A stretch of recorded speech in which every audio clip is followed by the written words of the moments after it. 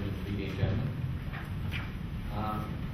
For the next 30 minutes or so, I will present some key findings on uncertainty management through the lenses of business leaders in Singapore. What are the key challenges?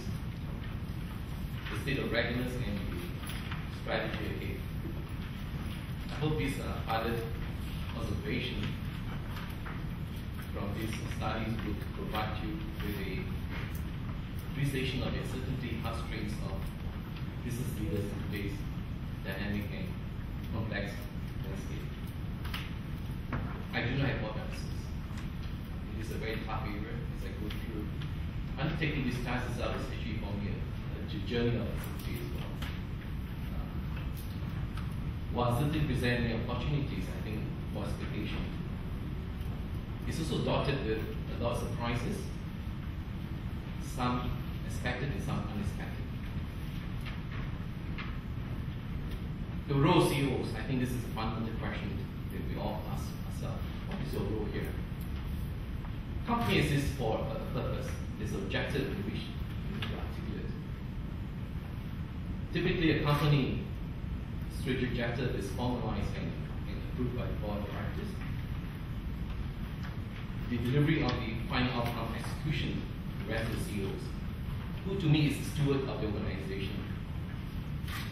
It's part of the stakeholders that basically lead the company. And it basically understand the stakeholder roles in which it undertakes is most important. The primary role of CEOs is execute. Execution is everything. More importantly right now is how to execute in the face of uncertainties. In so doing, they must do two things. One, to prepare for preserve the organization wealth, and secondly, to also create corporate wealth. These two forces is something the CEO need to balance along the way. In other words, the game plan is to ensure the company not only survive, and long term is to thrive. Preservation may not be the only option. What can go wrong? What can go wrong to the pursuit of objective? In the journey towards the objective, what are the potential roadblocks to what can go wrong? The key roadblocks is uncertainties.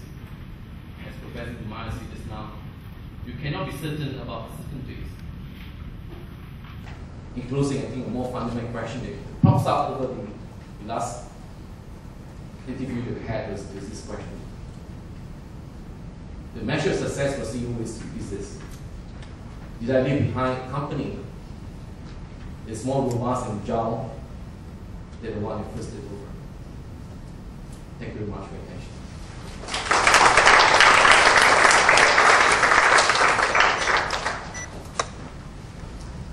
Now, ladies and gentlemen, let's put our hands together again for all the panelists. We now hand the stage over to Mr. Shankar Iyer to commence this segment. Mr. Iyer, please. Thank you. Good afternoon, ladies and gentlemen. For me, it's a great pleasure to be here today. I'm here officially in my capacity as chairman of SICC, but I'm also a practicing CPA, so I'm very happy to see this event chaired by my profession. I've got Professor Mayor is on board of SICC, and therefore we have a lot of connection here. Last but not least, the person who really got me here was my old friend, Dr. Koo Sin Young. We've heard the last half an hour. He and I go back a long way, and when he gave me the call, I had no choice but to say yes. But my pleasure to be here. I mean, a lot of, information been given to you by the past three speakers about the uncertain world in which we live. It was only, a few months ago when we were all celebrating Singapore's 14.5% growth and how nice we all felt, right?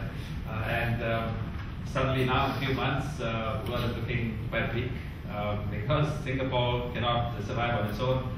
Apart from Europe has not recovered at all. In fact, we're all dreading the day that Greece defaults into debt, and then we're all fearing the snowball effect in the rest of Europe. US seems to have good news one day, bad news one day, so we don't know what's happening there. And the region too, with the high inflation issues in India and China suffering uncertainty. In the meantime, Singapore continues, but the Singapore dollars are so expensive now. We feel good, but people doing business in Singapore are now having an issue. Exporters find it difficult to export Singapore's products and services.